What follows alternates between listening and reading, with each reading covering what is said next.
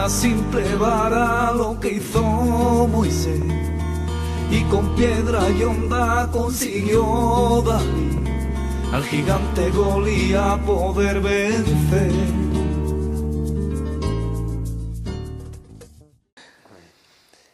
Muy buenas, querido amigo, queridos telespectadores. Ventana Evangélica.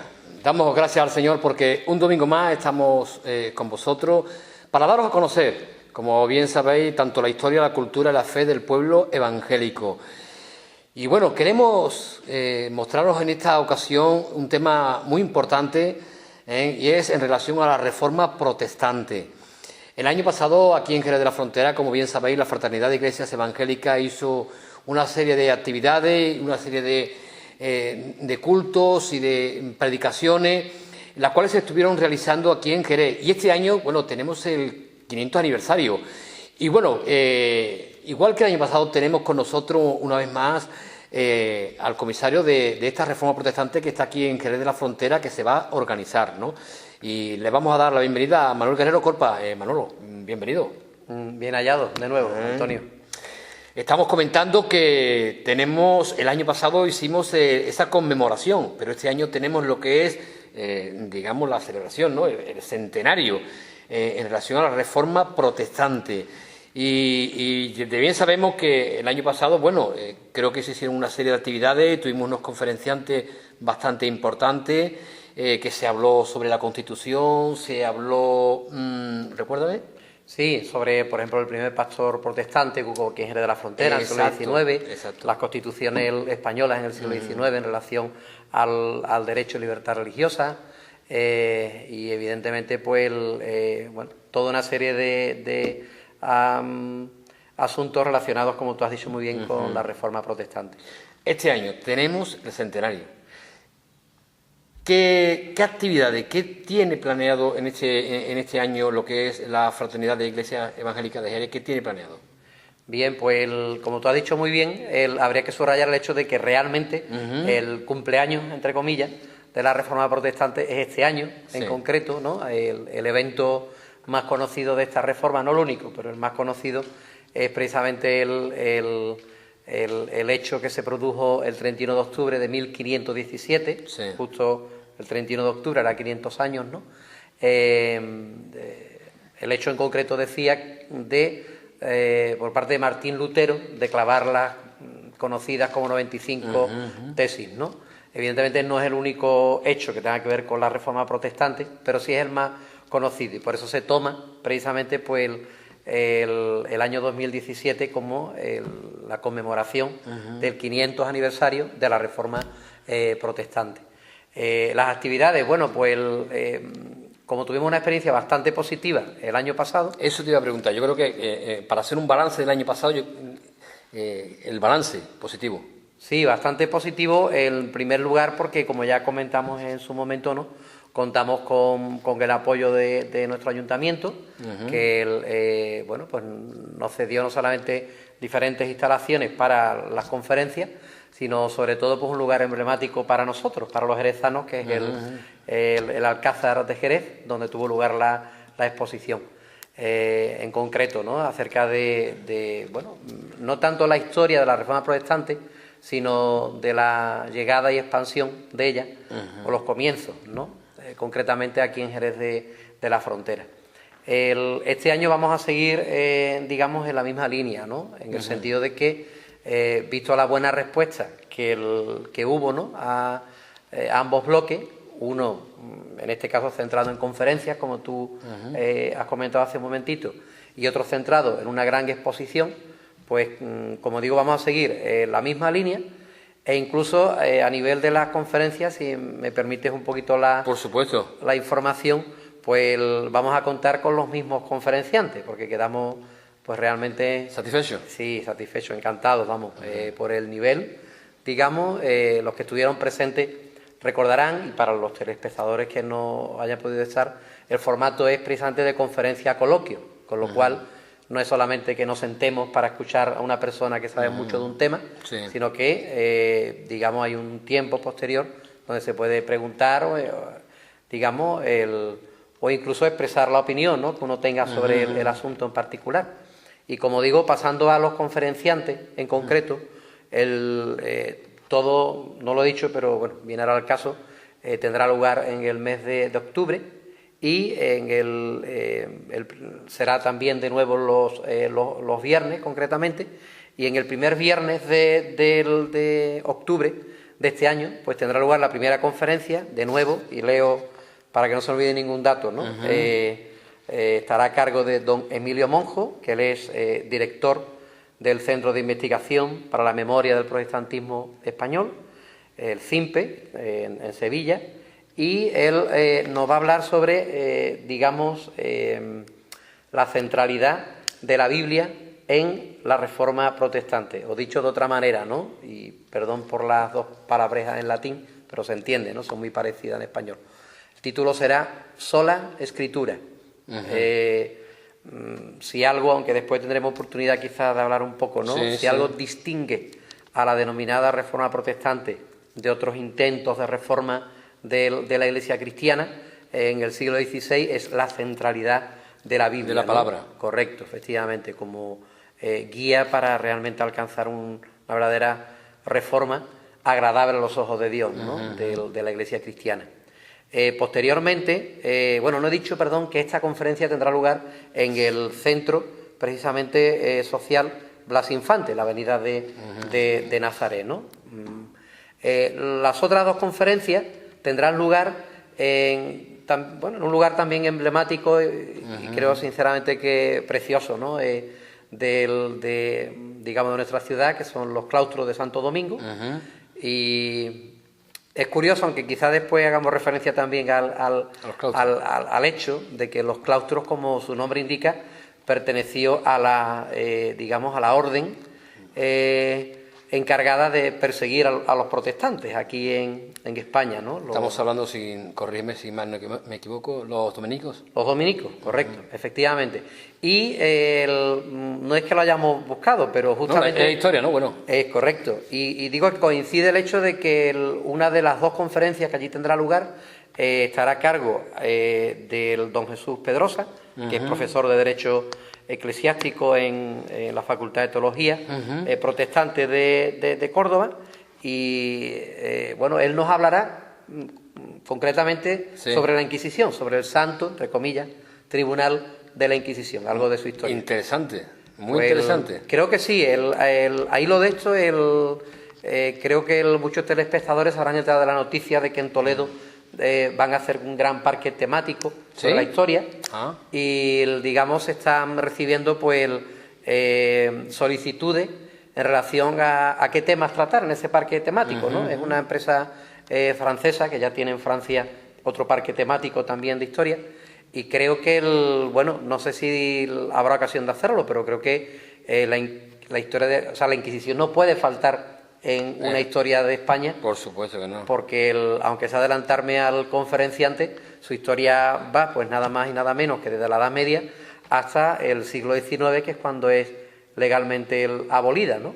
Que dicho sea de paso, Manolo, perdona, fueron muchos los andaluces, ¿no? Los que fueron ajusticiados, no perseguidos, vamos, algunos no llegaron a ser... Sí, correcto. De hecho, la siguiente conferencia, digamos, versará a cargo, no lo he dicho, a cargo precisamente de don Antonio Simoni, que es profesor de Historia también en la Facultad de Teología Protestante en Córdoba, pues versará sobre dos perseguidos por la Inquisición en el siglo XVI, que a pesar de esa persecución y consiguiendo escapar de permíteme la expresión, de las garras de este tribunal, ¿no? Cuya labor principal era perseguir lo que entonces se consideraba, digamos, un delito, la herejía, es decir, el no seguir la ortodoxia, la enseñanza que el catolicismo romano pues impartía. Pues como digo, don Antonio Simoni nos hablará sobre, digamos, el traductor y el revisor de esa traducción, de la primera traducción completamente editada de la Biblia al castellano, al español, conocida como Reina y Valera, por el apellido precisamente del traductor y del revisor. Hablamos del siglo XVI y, como digo, curiosamente, esa conferencia también tendrá lugar allí en los claustros Santo Domingo. Digo, Sí, Curioso sí. porque ambos autores fueron perseguidos Por la propia Inquisición. Por la propia Inquisición, ¿no? O sea, estamos hablando de lo que son las conferencias que vamos a tener temáticas sobre temas específicos. Correcto. Viernes por la tarde, siempre, ya diremos la hora exacta y todo, pero insisto, el formato creo que es de gran interés porque permite al público asistente participar, preguntar e incluso, bueno, ¿por qué no?, opinar, ¿no?, al respecto. El año pasado sabemos ya que hubo una exposición en el Alcázar de Jerez. ¿Este año qué tenemos previsto? Bueno, este año digamos que vamos a repetir la exposición, pero no el contenido de ella.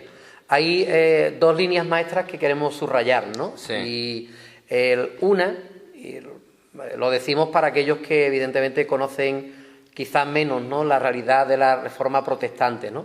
La Reforma Protestante, y ya digo, pues quizás ahora tengamos oportunidad de tocar algún aspecto en concreto, digamos, es un movimiento que tiene lugar en toda Europa, incluida España.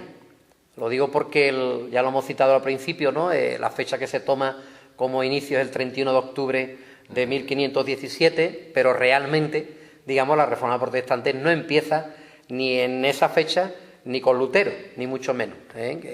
Quizá pues el evento más conocido, el personaje más conocido, pero antes, durante y después, muchos españoles, andaluces entre ellos, como tú has comentado hace un momento, digamos que iniciaron teniendo como guía la Biblia, o intentaron, ¿no?, pues iniciar una reforma, un cambio, para bien, por supuesto, de la Iglesia cristiana, digamos, sin ninguna conexión, en principio, con lo que después se conoció como reforma luterana, o protestante, o calvinista, o como queramos llamarla. Entonces, en la exposición queremos subrayar este hecho, pues con algo que para la propia Biblioteca Nacional, que digamos que está situada en Madrid, pues es uno de sus grandes tesoros, ¿no? Que es precisamente la colección de escritos de reformadores españoles. Qué bueno. Que nos va a ser cedida, no esa en concreto, sino una copia facsímil de ella,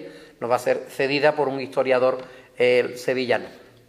Uno puede leer en español, el español del siglo XVI, evidentemente, lo que cristianos evangélicos, como nosotros, opinaban sobre diferentes temas religiosos, éticos, políticos, y como digo, de esta manera queremos, bueno, pues levantar bandera para dar a conocer al pueblo español que la Reforma Protestante no es algo que nos venga del extranjero, sino que surgió no solamente en España, por supuesto, en toda Europa, pero, por supuesto, también en España, y diría, creo que no equivocarme, que en primera instancia, sobre todo, en España, ¿no?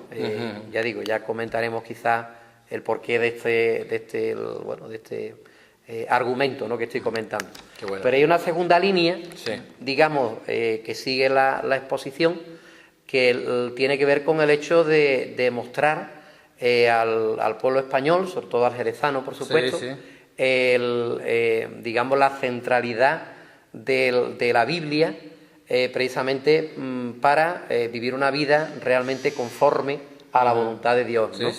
Y entonces, pues, vamos a exponer también una buena colección de traducciones de la Biblia al español, y quizá posiblemente también en algún idioma extranjero por su relevancia, digamos, en la historia. Pero mayoritariamente van a ser traducciones de la Biblia, de precisamente traducciones antiguas de la Biblia, desde los idiomas originales al español. Qué bueno. O a otros idiomas también del Estado español, ¿no? Tan españoles, evidentemente, como el castellano, el catalán o el euskera, etcétera, ¿no? Lo que veo, Manolo, que hay una buena apuesta, ¿no?, por el tema de la Reforma Protestante y dar a conocer, evidentemente, la historia del pueblo evangélico, ¿no? Cómo nace ese pueblo, y en estas conferencias hay las distintas actividades y conferencias que se pueden dar. Me alegro por esta apuesta. Y bueno, yo digo para aquellas personas, ¿no?, que un poco digo, bueno, la Reforma Protestante, ¿qué es un poco la Reforma Protestante? Aunque ya tú has hecho una semblanza. Exactamente, claro. has dicho una semblanza, ¿no?, de dónde ocurrió y demás, Pero para aquellas personas que no conocen, ¿no? Porque hablaremos de este tema, hablaremos de la Reforma Protestante más detenidamente, tema por tema, si el Señor así lo quiere, ¿no? Porque creo que es importante conocer nuestra historia, ¿no? Y es cultura de la Iglesia evangélica, ¿no? Muy bien. Pero para aquellas personas que quieren que sepan o quieren conocer la Reforma Protestante, sobre todo porque hablamos de la Reforma Protestante que nace en Alemania y la andaluza, podemos decir, o la española. ¿Qué nos puede comentar en relación a esto, Manolo? Bueno, pues para situarnos, para aquellos que conocen la historia en general, ¿no? Y sobre todo la historia europea, ¿no? Y por ende, ¿por qué no decirlo?, mundial, subrayar algo que ya dijimos el año pasado, ¿no? Y es el hecho de que, digamos, la Reforma Protestante, o la conocida como Reforma Protestante, sus efectos llegan hasta el día de hoy de tal manera que, digamos, se encuentra entre los 5 eventos más importantes, digamos, de la historia, digamos, de Europa. E insisto, por ende de la humanidad, por la influencia que Europa, el mundo occidental, como lo conocemos, pues ha tenido en el desarrollo de la historia humana, ¿no? ¿Cuándo comienza todo esto? Pues comienza en el siglo XVI, gobernando por aquella época pues Carlos I de España y V de Alemania. Ya hacíamos referencia el año pasado a que hay pues muy buenas series españolas que han tratado pues de manera bastante correcta y exhaustiva cómo era aquella época. Pero centrándonos en la historia de la Iglesia en aquella época, la Iglesia Católica Romana, para ser exacto, que es quien dominaba el ámbito religioso y diríamos que casi político también, como en esta serie se puede observar, ¿no?, de Europa, decir que la situación en la que se encontraba, moralmente hablando, éticamente hablando, traía de cabeza pues a muchas personas de la época, tanto clérigos como autoridades eclesiásticas, como personas de la élite cultural, política e incluso al pueblo llano, ¿no? ¿Por qué los traía de cabeza? Simplemente porque, una palabra que hoy en día es muy común, ¿no?, a la hora de hablar sobre todo de política, pues digamos que también llenaba la realidad de la Iglesia cristiana y sobre todo de su jerarquía en aquella época. Es la palabra, el término corrupción, precisamente. Digamos que existía, por ejemplo, lo que se conoce como simonía, es decir, tener un cargo eclesiástico traía consigo una serie de beneficios económicos y, evidentemente, pues esos cargos eclesiásticos que traían pingües beneficios, pues digamos que se le daban al mejor postor, no a la persona más espiritual, ¿no? Podríamos hablar de otras muchas cosas, pero hay películas por ahí que hablan, por ejemplo, del debate que hay entre el mundo franciscano y las autoridades eclesiásticas sobre la pobreza o la riqueza, digamos, ¿no? Cómo debe vivir alguien que sirva a Dios, y debe vivir con la pompa que la autoridad eclesiástica vivía en aquella época, o debía hacerlo de manera humilde, como Cristo y los apóstoles. Resumiendo, había lo que está claro que aquella época no daban muy buen ejemplo. No, ni mucho menos. Por eso, precisamente, todas las capas de la sociedad estaban interesados, no digo todas las personas, pero sí personas representativas de cada grupo social, estaban interesados en que aquello cambiara, en que hubiera una reforma, ahí viene la palabra, ¿no?, precisamente. Y pasando a la segunda parte del hecho en sí, decir que, digamos que se llevaron a cabo diferentes reformas, ¿no? Algunas de ellas muy conocidas por nosotros, los españoles, ¿no?, parte de la mística, pues Teresa de Jesús, Juan de la Cruz, etcétera, son personas representativas de ese intento de cambio, de amoldar de nuevo la Iglesia cristiana a los principios cristianos, los principios evangélicos, ¿no? Podríamos hablar de otros intentos de reforma. El famosísimo cardenal Cisneros, ¿no?, él va a intentar que precisamente las personas conozcan más la Sagrada Escritura. Es la época de Erasmo de Rotterdam, un hombre que efectivamente que intentó, aprovechando el tirón de que en aquella época, a través de esta corriente que tú has citado, el humanismo, se vuelve a los escritos antiguos, pues Erasmo, digamos, vuelve al escrito antiguo por antonomasia de la Iglesia, que no es otro sino la Sagrada Escritura, y en este caso pues el Nuevo Testamento. Esto mismo, a través de la conocida como traducción políglota, en diferentes idiomas, pues es llevado a cabo por impulso del cardenal Cisneros, ¿no? Que entonces tenía un cargo político muy importante, evidentemente principal en las Españas de aquel entonces, y también, por supuesto, pues a nivel eclesiástico, ¿no? Era la máxima autoridad. Pero, como digo, en medio de estos intentos porque se nos va el tiempo. de reforma, correcto, pues concluyo diciendo que va a surgir también un grupo de personas que dicen, señores, para reformar la Iglesia, para que la Iglesia se acomode realmente a la voluntad de Dios de nuevo, desde el primero hasta el último, tenemos que, primero, conocer las Sagradas Escrituras, es decir, lo que los apóstoles y Cristo y los profetas anteriormente enseñaron, y procurar amoldar nuestra enseñanza y nuestra vida a lo que en ella se enseña. Ahí o de ahí surge lo que posteriormente va a ser conocido como la Reforma Protestante, que, como he dicho hace un instante, digamos que usa como ariete, digamos, para transformar la realidad, el conocimiento primero y después, por supuesto, el deseo de amoldar la Iglesia a aquello que evidentemente pues Cristo y los apóstoles enseñaron. Podemos decir que aquello fue el pistoletazo de salida. Correcto. Para que hombres, para mí fue un mover del Espíritu Santo, un mover de Dios, evidentemente, que las personas vuelvan a la Escritura. Yo creo que sí, porque quizá nosotros lo hemos experimentado en primera persona, ¿no? Pero si uno tira de historia, no solo en el siglo XVI, sino bueno, desde los primeros siglos del cristianismo, y aún yo diría, incluso antes del cristianismo, a través de la palabra de Dios recogida en el Antiguo Testamento, las personas que la conocieron e intentaron amoldar su vida a sus enseñanzas, son personas que han pasado a la historia como verdaderos revolucionarios, claro, ¿no? que sí. Que fue lo que supuso la Reforma Protestante, ¿no? Evidentemente, como todo lo humano, estuvo lleno también de desaciertos, de incorrecciones, ¿no? Y de cosas que ahora no tenemos tiempo de explicar, ¿no? Pero yo quisiera simplemente recordar una cosa que a todos nos puede ayudar a ver este evento histórico pues de una manera positiva, ¿no? Tiremos el agua sucia y quedémonos con la criatura, que es realmente hermosa, no porque aquellos hombres fueran maravillosos, sino porque se adhirieron, digamos, se agarraron a lo único que puede transformar a un ser humano, digamos, pues en un ser humano feliz, ¿no? Y contento de su vida aquí, ¿no? Y es el seguimiento del Cristo que las Sagradas Escrituras nos enseñan, correcto. Manolo, pues gracias por tu tiempo, gracias por tus palabras. Encantado. Espero que el Señor bendiga grandemente esta apuesta que la Fraternidad de Iglesia Evangélica aquí en Jerez de la Frontera ha hecho en relación a la Reforma Protestante, para que se conozca la historia del pueblo evangélico. Muy bien. Hablaremos, Dios mediante, sobre esa reforma que aquí en Andalucía se originó. Correcto. Aquí, digamos, podemos sacar la bandera, digamos, de ello blanca y verde, y efectivamente, de ello hablaremos. Presumir de ello, ¿no? Valga la expresión.